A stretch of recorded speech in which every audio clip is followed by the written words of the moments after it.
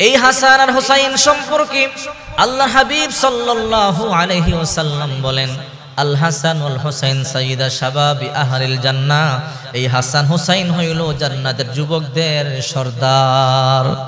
মসজিদের নববী থেকে মাত্র 1.5 কিলোমিটার দূরে ছিল হযরত ফাতেমার বাড়ি। আল্লাহর নবী সাল্লাল্লাহু আলাইহি ওয়াসাল্লাম ফাতেমাকে বড় ভালোবাসতেন। আল্লাহর নবী বলেন, ফাতেমা তুমি জাতুম মিন্নি, ফাতেমা আমার দেহের অংশ, ফাতেমা আমার কলিজার টুকরা, ফাতেমার যে কষ্ট দেয় আমি নবীরে কষ্ট দেয়। আল্লাহর নবী প্রতিদিন হাঁটিয়ে হাঁটিয়ে ফাতেমার বাড়িতে যেতেন। ফাতেমা বলে, বাবা আপনি তো ঘন ঘন কেন আসেন? আল্লাহর নবী বলে, ফাতেমা রে তোরে দেখলে আমার কলিজা ঠান্ডা হয় রে ফাতেমা, তোমারে না দেখলে আমি নবী থাকতে পারি না। আল্লাহর নবী ফাতেমারে যেমন ভালোবাসতো, ইমাম হাসান হুসাইন রাদিয়াল্লাহু তাআলা আনহুমাকেও এত ভালোবাসতো। আল্লাহর হাবিব সাল্লাল্লাহু আলাইহি ওয়াসাল্লাম খুতবা পড়াইতেন। হাসান হুসাইন রাদিয়াল্লাহু তাআলা আনহুকে হযরতে ফাতেমা সুন্দর সুন্দর জামা কাপড় পরাইয়া মসজিদের মধ্যে পাঠাইয়া দিতেন, আর বলতো, যাও যাও নানার পিছনে গিয়ে নামাজ আদায় করো। একদিন আল্লাহর নবী খুতবা দিতেছেন জুমার দিন। হযরত ফাতেমা রাদিয়াল্লাহু তাআলা আনহা কলিজার টুকরা দুইটা সন্তান ইমাম হাসান আর হুসাইনকে সুন্দর জামা কাপড় পরাইয়া ছোট ছোট দুইটা বাচ্চারা বলল, যাও যাও মসজিদের মধ্যে যাও, নানার পিছনে গিয়ে নামাজ আদায় করো। আল্লাহর নবী খুতবা দিতেছেন, হাজার হাজার সাহাবীরা খুতবা শুনতেছে। ইমাম হাসান হুসাইন ছোট্ট দুই ভাই হাঁটি হাঁটি পা পা করিয়া নানার মসজিদের দিকে যায়। লম্বা জায়গা, প্রায় 1.5 কিলোমিটার জায়গা। মাঝে মাঝে ইমাম হাসান পড়ে যায়, হুসাইন টানিয়া তোলে। আবার কখনো হুসাইন পড়িয়া যায়, ইমাম হাসান টানিয়া টানিয়া তোলে। আহারে হাঁটি হাঁটি পা পা করে দুই ভাই নানার মসজিদের মধ্যে যায় নামাজ আদায় করবার জন্য। কি সুন্দর দৃশ্য! মা ফাতেমার বাড়ি এখনো আছে, আমি এইবারও গিয়ে দেখে এসেছি।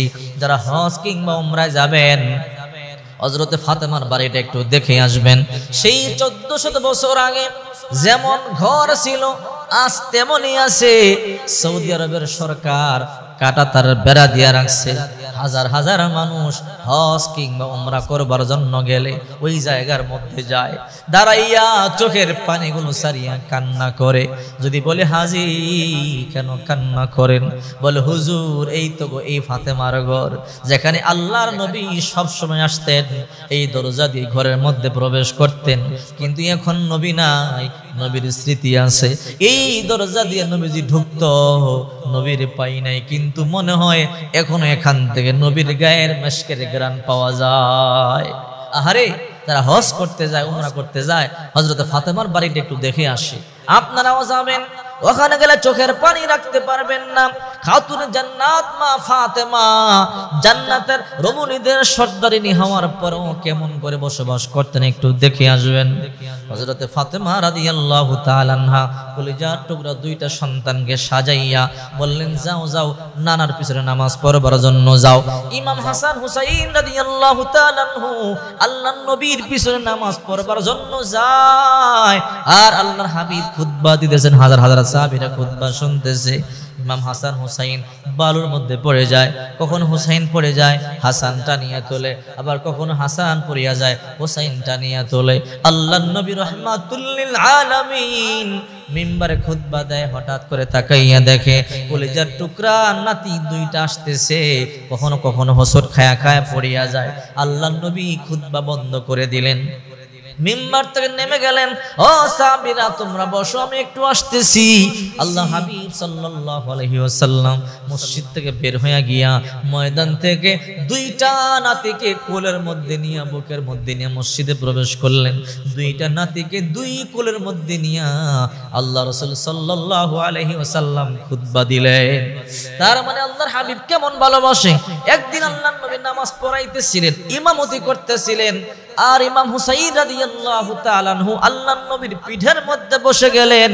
আল্লাহর হাবিব সিজদার মধ্যে গেলেন, ইমাম হুসাইন আল্লাহর পয়গম্বরের পিঠের মধ্যে বসে আছে। আল্লাহর হাবিব সাজদা থেকে মাথা উঠাইতে পারতেছেন না, যেহেতু হোসাইন নামতেছে না, সাহাবায়ে কেরাম মনে মনে চিন্তা করে আল্লাহর নবী তো কখনো ফরজ নামাজের মধ্যে এত লম্বা সাজদা দেয় না, কিন্তু সাহাবীরা মাথা উঠাইতে পারে না, যেহেতু আল্লাহর নবী মাথা উঠায় না, আমরা মাথা উঠাই কেমনে? সাহাবীরা তো মাথা উঠাবে না, যেহেতু আল্লাহর নবী মাথা উঠায় না, আল্লাহর নবী মাথা উঠাইতে চায়, হাত দিয়ে হোসেনকে নামাইতে চায়, কিন্তু হোসেন তো নামে না। আল্লাহ তাআলা বলে, জিবরাইল আমার বন্ধুরে বলে দাও যতক্ষণ পর্যন্ত ইমাম হোসেন না নামবে ততক্ষণ পর্যন্ত আমার নবী যেন ইচ্ছা করে মাথা না তোলে। ইমাম হোসেনকে আল্লাহ কত ভালোবাসতো। একদিন ইমাম হোসেন প্রচন্ড ক্ষুধার্ত অবস্থায় দৌড়াই আল্লাহর নবী সাল্লাল্লাহু আলাইহি ওয়াসাল্লামের কাছে আসলেন। তখন জিবরাইল আলাইহিস সালাম আল্লাহর পয়গম্বরের সামনে বসা, আল্লাহর নবীর সাথে কথা বলতেছে। আয়েশা বললেন, না না, আপনি কি আমার খবর রাখেন নাকি? কি হয়েছে বল। ও না না, 3 দিন ধরে কোনো খাবার নাই, ক্ষুধার যন্ত্রণা সহ্য করতে পারি না, খাবারের ব্যবস্থা করেন। আল্লাহর হাবিব বললেন, এখন তো আমার কাছেও খাবার নাই, অপেক্ষা কর। বলেন, না না, সহ্য হয় না, না না, খাবারের ব্যবস্থা করেন। এমনিতে নজর গেল একজন সাহাবীর দিকে, আল্লাহর পয়গম্বরের সামনে বসা, কিন্তু আসলে সে সাহাবী না, সে জিবরাইল। হযরত জিবরাইল আলাইহিস সালাম দাহিয়াতুল কলবি রাদিয়াল্লাহু তাআলা আনহু আকৃতি ধারণ করিয়া আল্লাহর পয়গম্বরের সামনে আসতেন, ওহী নিয়ে আসতেন। এবার হাসান দৌড়াইয়া গিয়া বলে, ওগো আল্লাহর নবীর সাহাবী, নানার সাহাবী, আপনি নানার কাছে আসছেন, মাঝে মাঝে আপনারে আসতে দেখি, সব সময় আমার নানার সামনে আপনারে দেখি না, নতুন নতুন কথা নিয়ে আসেন। ও নানার সাহাবী, আপনার কাছে কি খাবার আছে, কি হাদিয়া নিয়ে আসছেন, দেন দেন। জিবরাইল তো অবাক হয়ে গেল। জিবরাইল তো বলে না আমি জিবরাইল। জিবরাইল বলে, ইমাম হুসাইন, আমার কাছে কোনো খাবার নাই, আমি তো কোনো হাদিয়া নিয়ে আসি নাই। ইমাম হুসাইন বলে, খালি কেন আসলেন? বলে, আমি তো খাবার নিয়ে আসি নাই। আর জিবরাইল খাবার আনবে কেন? ফেরেশতারা কখনো খাবার খায় না, ফেরেশতারা ঘুমায় না, ফেরেশতারা প্রস্রাব পায়খানাও করে না। জিবরাইল চোখের পানিগুলো সারিয়া কান্না করতেছে, কিছু বলতেও পারে না। ইমাম হুসাইন বলে, আপনি কি খাবার আনেন নাই? বলে না। বলে, আমি আপনার পকেট চেক করব। জিবরাইল বলে, ইমাম হুসাইন, আমার পকেট চেক করলেও লাভ হবে না, আমার পকেটের মধ্যে কিন্তু কোনো খাবার নাই। ইমাম হুসাইন বলল, আপনার পকেটে থাক না থাক আমি চেক করব। আল্লাহর নবীর দিকে জিবরাইল তাকাইয়া চোখের পানি সারি আল্লাহর নবীও কাঁদে, জিবরাইলও কান্না করে। নবীজি, আমি আপনার নাতি হুসাইনরে কি জবাব দেব? কিন্তু জিবরাইল বলতে পারে না। জিবরাইল মনে মনে বলে, আল্লাহ আমি কি জবাব দেব? আল্লাহ পাক রব্বুল আলামিন বলে, জিবরাইল তুমি টেনশন করবা না। ইমাম হুসাইন বলে, আমি আপনার পকেট চেক করব। জিবরাইল বলে, আমার পকেটের মধ্যে কোনো কিছু নাই। হাসান হুসাইন বলে, আমি চেক করে দেখি। হুসাইন বিসমিল্লাহ বলে পকেটের মধ্যে হাত দিল। পকেটের মধ্যে হাত দিতে দেরি, পকেটের মধ্যে আল্লাহ তাআলা তাজা আঙ্গুর ঢুকায়া দিছে। হুসাইন বিশাল এক থোকা আঙ্গুর বের করে বলে, ও নানার সাহাবী, আপনি মিথ্যা কথা কেন বললেন? আপনি বলেছেন আপনার পকেটের মধ্যে কোনো খাবার নাই, আর আমি তো এখন আঙ্গুর পাইলাম, নেন আপনিও খান, আমিও খাই, আমার নানাও খাবে। জিবরাইল তো খায় না। এবার জিবরাইল বলল, আমি তো খাবো না। বলল, না, আপনারও খাইতে হবে, কারণ মেহমানদেরকে না খাওয়াই আমরা খাবার খাই না। আমার নানা মেহমানদেরকে কদর করতে বড় পছন্দ করে। আল্লাহ তাআলা বলে, কেউ যদি চায় আল্লাহ তাআলা রিজিক বাড়ায়া দেখ, হায়াত বাড়ায়া দেখ, সে যেন অবশ্যই মেহমানের কদর করে। মেহমানদারি তো এখন আমাদের সমাজ থেকে উঠে গেছে। বাড়িতে মেহমান আসলে পছন্দ করে না, শ্বশুর বাড়ির লোকজন আসলে স্ত্রী পছন্দ করে না, আবার স্ত্রীর বাড়ির লোকজন আসলে জামাই পছন্দ করে না। না, আল্লাহর হাবিব বলেন, কেহ যদি চায় আল্লাহ তার হায়াত বাড়ায়া দেখ, রিজিক বৃদ্ধি করে দেখ, সে যেন মেহমানের কদর করে। সুবহানাল্লাহ। এখন মেহমানদারি উঠে গেছে। আল্লাহর নবী কখন একা খেতেন না, যদি রসুল কাউকে না পেতেন রাস্তায় দাঁড়ায় থাকতেন, কোনো পথিককে পেলে ডেকে এনে দস্তরখানে বসায়া দিতেন। এটা রাসূলুল্লাহ সাল্লাল্লাহু আলাইহি সাল্লামের অভ্যাস ছিল। এবার জিবরাইলকে হুসাইন বলে, খান। জিবরাইল বলে, হুসাইন আমি তো খাবো না, আমি তো খাই না। বললো, না, খাইতে হবে। জিবরাইল বলে, ইয়া রাসূলুল্লাহ, হুসাইনকে আমি কি জবাব দেব? আমি তো জিবরাইল খাই না। এবার জিবরাইল চোখের পানি সারিয়ে বলে, আল্লাহ আমি কি করব? হোসাইন তো খাবার আমার মুখের মধ্যে ঢুকাইয়া দিতেছে, এই মুহূর্তে আঙ্গুর আমার মুখের মধ্যে ঢুকাইয়া দিবে, আমি কি করব? আল্লাহ পাক রব্বুল আলামিন বলে, জিবরাইল, হোসাইন এমন একটা মানুষ, তুমি তো হোসাইনের কথা শুনবা। হোসাইন যখন আমার কাছে কোনো কিছু চায়, আমি আল্লাহ নিজেও তার কথা শুনি। বলে, আল্লাহ আমি খাবো কিভাবে? কিভাবে খেতে হয় আমি তো জানি না। ও মালিক, সৃষ্টির পর থেকে অদ্যাবধি পর্যন্ত জীবনে কোনোদিন খাবার খাই নাই, আমাদের জন্য তো খাবার খাওয়া হারাম।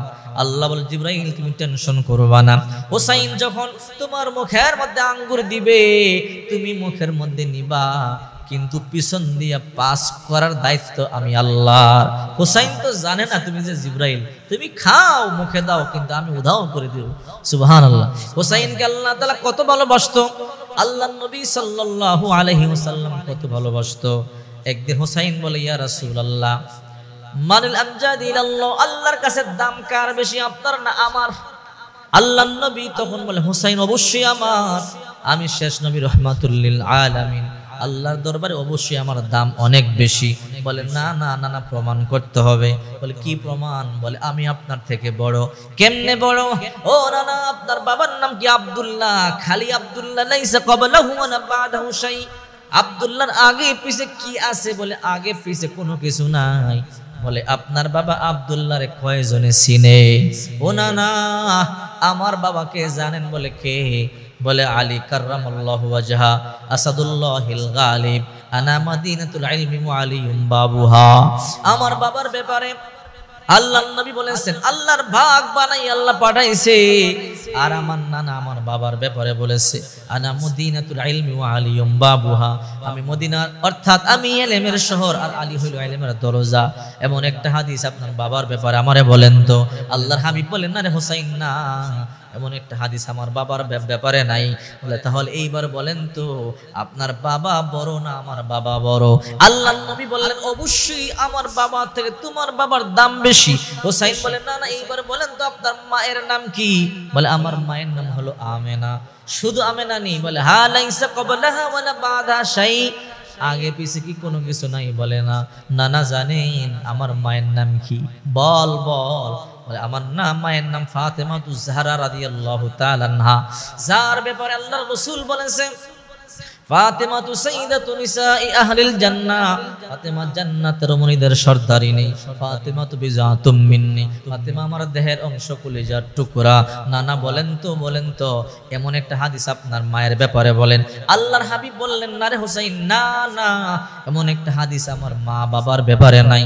এইবার বলেন তো আপনার মার দাম বেশি না আমার মায়ের দাম বেশি? আল্লাহর নবী বলে, অবশ্যই আমার মা থেকে তোমার মায়ের দাম অনেক গুণ বেশি। ও না না, বাবার দিক দিয়েও জিতিয়া গেলাম, মায়ের দিক দিয়েও জিতিয়া গেলাম। এবার বলেন আপনার নানির নাম কি? আল্লাহর হাবিব সাল্লাল্লাহু আলাইহি ওয়াসাল্লাম বলেন, বাররা বিনতে আব্দুল উজ্জা। ও বাররা, লাইসা ক্বাবলাহা ওয়া লা বাদা শাই, আগে পিছে কি কোনো কিছু নাই? বলে, না।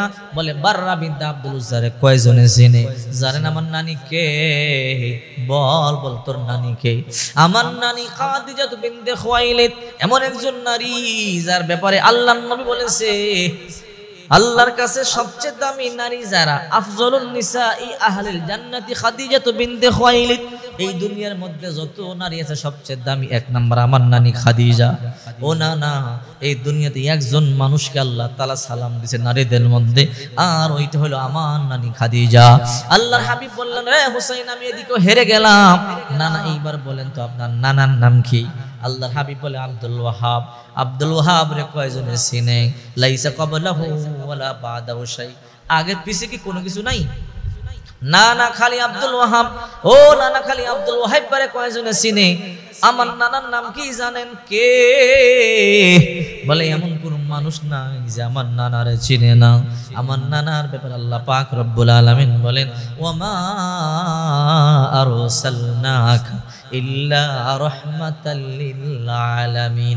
আমার নানা শেষ নবী, সাইয়্যিদুল মুরসালিন, খাতামুন নবীন, রাহমাতুল লিল আলামিন। আমার নানা হইল রাহমাতুল লিল আলামিন, শেষ নবী, আখিরি নবী, সাকিয়ে কাউসার। আল্লাহ তাআলা হাউজে কাউসারের মালিক বানাইছে। আমার নানা হাউজে কাউসারে পানি পান করাবে। আমার নানার নাম হলো মুহাম্মদ মুহাম্মাদুর রাসূলুল্লাহ। এবার বলেন তো আপনার নানার দাম বেশি না আমার নানার দাম বেশি? আল্লাহর নবী আর টিকতে পারেন নাই, নাতিকে টান দিয়া বুকের মধ্যে জড়াইয়া কপালে ঠোঁটের মধ্যে চুমা খাইয়া বলে, হোসেন আমি নানা আজকে তোমার কাছে হেরে গেলাম। হুসাইনকে আল্লাহর নবী অনেক ভালোবাসতো। আর এই হুসাইনকে দুশমনেরা, মুনাফিকেরা, নামদারি মুসলমান মুনাফিকেরা হুসাইনকে কারবালার প্রান্তে শহীদ করে দেয়। হুসাইনের গলার মধ্যে যখন সীমার ছুরি চালায়, হুসাইন বলে, জানো কার গলার মধ্যে ছুরি চালাও? আমি হইলাম রাহমাতুল লিল আলামিনের আদরের নাতি, আমার গায়ের মধ্যে রাহমাতুল লিল আলামিনের রক্ত আছে। আজকে যে রক্তগুলো জড়াও, রাহমাতুল লিল আলামিনের গায়ের রক্তগুলো জড়াও, আমার গলায় ছুরি চালাও, মুহাম্মদুর রাসূলুল্লাহর গলার মধ্যে ছুরি চালাও রে সীমার। যেই হাত দিয়ে আমার গলার মধ্যে ছুরি চালাও, আল্লাহর নবীর সামনে কেমনে মুখ দেখাইবা? চোখের পানিগুলো সারিয়া সারিয়া ইমাম হুসাইন কান্দে, আর নানাকে স্বপ্ন দেখতেছে, চোখের মধ্যে ভাসতেছে। আল্লাহর নবী কয়, রে হুসাইন তুই টেনশন করবি না, তুই আয় আয়, কিছুক্ষণ পর আমি নানা আমার হাতেই তোরে হাউজে কাউসারের পানি পান করাবো। এই ইমাম হুসাইনকে নবী এত ভালোবাসতো, অথচ মুনাফিকরা সেই ইয়াজিদের বাহিনী সীমার হুসাইন রাদিয়াল্লাহু তাআলা আনহুকে যুদ্ধের ময়দানে সেই কারবালার প্রান্তে শহীদ করে দেয়। এই জন্য আসুন আমরা আল্লাহর দরবারে বেশি বেশি কান্নাকাটি করি, আহলে বায়াতের প্রতি শ্রদ্ধা সম্মান জানাই, দোয়া করি, কারণ এরা ছিল পৃথিবীর সর্বশ্রেষ্ঠ পরিবারের সন্তান। রাসূল বলে, হোসাইনকে যে ভালোবাসে আমাকে ভালোবাসে, আর হোসাইন আমার থেকে, আমি হোসাইন থেকে। রাসূলুল্লাহ সাল্লাল্লাহু আলাইহি সাল্লাম হাসান হোসাইনকে অনেক ভালোবাসতেন। হযরত ফাতেমা রাদিয়াল্লাহু তাআলা আনহা অনেক ভালোবাসতেন। নবীজি বলে, ফাতেমা তোমাকে না দেখলে আমি সইতে পারি না, আমি থাকতে পারি না, ফাতেমা তোমাকে দেখলে আমার কলিজা ঠান্ডা হয়। কারণ দেখবেন মেয়েরা কিন্তু বাবার প্রতি একটু বেশি দুর্বল হয়।